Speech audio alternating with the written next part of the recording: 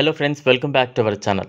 అయోధ్యలో రామ మందిరం నిర్మాణం పూర్తి చేసుకుని ప్రారంభోత్సవానికి సిద్ధమవుతున్న సమయంలో ఈ వేడుకను చూసేందుకు కోట్లాది మంది హిందువులు ఎన్నో ఏళ్లుగా ఎదురు చూస్తూ ఉంటారు.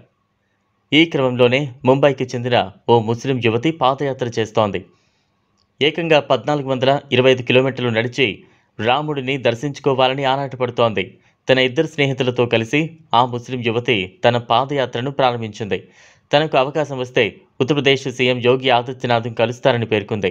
తాను హిందువును కాకపోయినా హిందూ దేవుళ్ల పట్ల తనకు ప్రేమ, భక్తి ఉన్నాయని, అదే సమయంలో అల్లా పైన, తన ముస్లిం మతం పైన అపారమైన గౌరవం ఉందని తెలిపింది.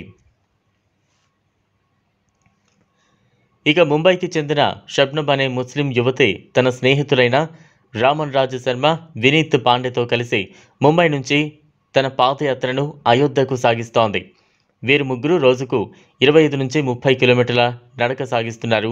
వారు ప్రస్తుతం 250 కిలోమీటర్ల దూరం ప్రయాణించి మధ్యప్రదేశ్లోని సెంథవకు చేరుకున్నారు. భుజంపై కాషాయ జెండా, వీపుపై అయోధ్య రామమందిరం ఫోటో, ఒంటిపై హిజాబ్ ధరించిన షబ్నమ్ తన గమ్యం వైపు వెళుతోంది.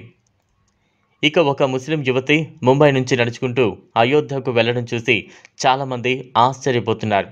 మరికొందరు ఆమెతో ఫోటోలు దిగి సోషల్ మీడియాలో పోస్టులు చేస్తున్నారు. అయితే ఇలాంటి ఒక ముస్లిం మహిళే అర్ధరాత్రి 12 గంటలకు అయోధ్య రామమందిరంలోకి ప్రవేశించి రాముణ్ణి చూస్తూ అలా ఉండిపోయింది. అప్పుడే ఒక జటాయువు మందిరంలోకి ప్రవేశించింది.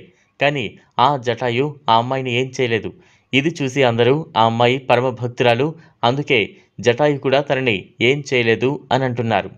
చూసారు కదా, ఇది ఇవాల్టి వీడియో. ఈ వీడియో కనుక మీకు నచ్చినట్లయితే లైక్ చేయండి, షేర్ చేయండి, ఛానల్ను సబ్స్క్రైబ్ చేసుకోండి. Thanks for watching.